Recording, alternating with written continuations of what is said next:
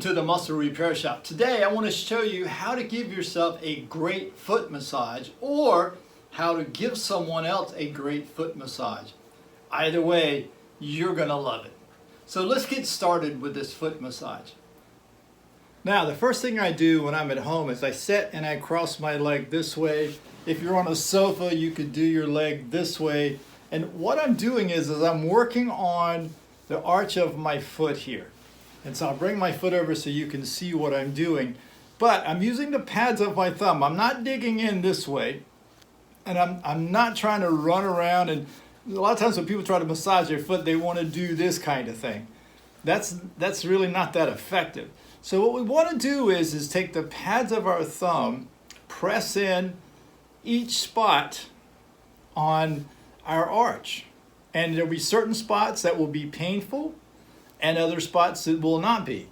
When you find a spot that's not painful, you can press a little harder if you want. If it's still not painful, move on to another spot.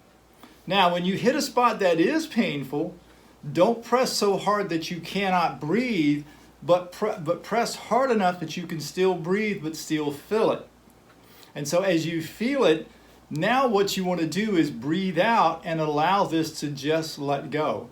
And you're going to move around different spots, working from the heel bone here all the way up to the knuckles up into here. And so this whole area we're going to work on here from the bottom part. Just take your time, nice and easy. You can do this as you're talking to a friend, a spouse, watching TV, and just kind of working here. Now, to know where this is supposed to be is take your hand, feel the palm of your hand, feel how soft that is right into here. That's exactly how that should feel there. Now the second thing you can do is working on the top of your foot. So when you get onto the top of your foot here, you see, you'll feel the bones coming up your foot from each of your toes. Feel in the valleys here, right in between those bones, and you just work your way right up the foot towards the ankle. Again, you're not going to push this out, but what you're going to do here is you're going to actually work slowly up the foot, feeling this starting to release as you breathe out. Now for some of you, if you can't get into this position, you could actually sit this way and work it just like that as you come right up the foot. Now the reason this is important is that this allows the toes to spread. What I would advise you is if you wear pointy toe shoes, stop and start wearing shoes that have a wider toe box so that as you're working here, the shoe doesn't negate what you're doing. The purpose on the bottom side here is this is literally your shock absorber on your body so that when you step down, the arch of the foot can flex and protect your knee up here.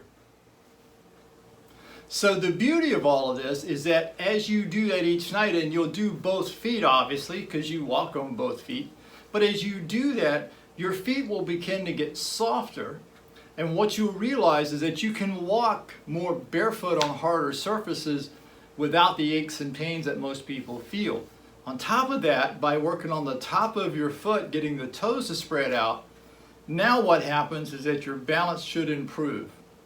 So I hope you enjoyed this, and if you did, be sure to subscribe at my YouTube channel down below, and every Monday I'll come out with full-size videos.